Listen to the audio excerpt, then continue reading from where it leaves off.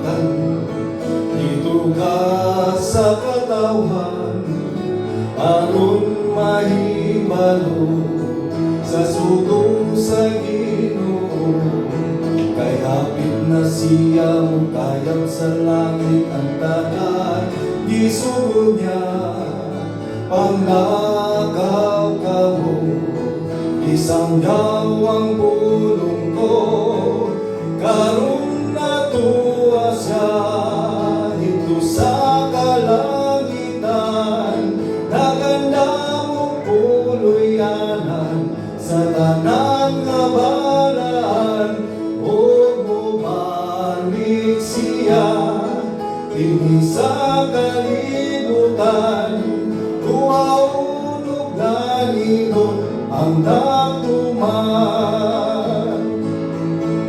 Usap tumanunta ang mga sugo niya, samtang may panahon pa. Ato nga isangyaw ang kaluwasan niya. Kay hapit na hukmi ang kalibutan, tamang mada sigon kita. Aron kita paningan sa dugo sa katawan. Karon natuwa siya dito sa kalangitan. Naganda mo puluyanan sa tanan nga balaan. O mubalik siya dinhi sa kalibutan.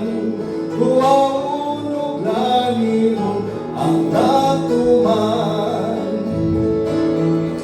Isang tama yung tao, di ay diayog sa tanan nga katawhan. Ang pahiyong sa Diyos atong palabihon. Daghang kalistanan atong hisugatan, apan siya magauban.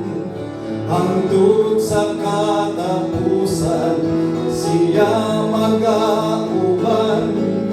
Karon natuwa siya dito sa kalangitan. Naganda mo puluyanan sa tanan nga balaan. O mubalik siya dinhi sa kalibutan.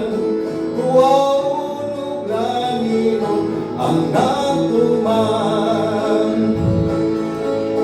Karon natuwa siya dito sa kalangitan. Naganda mo puluyanan sa tanan nga balaan. O mubalik siya dinhi sa kalibutan.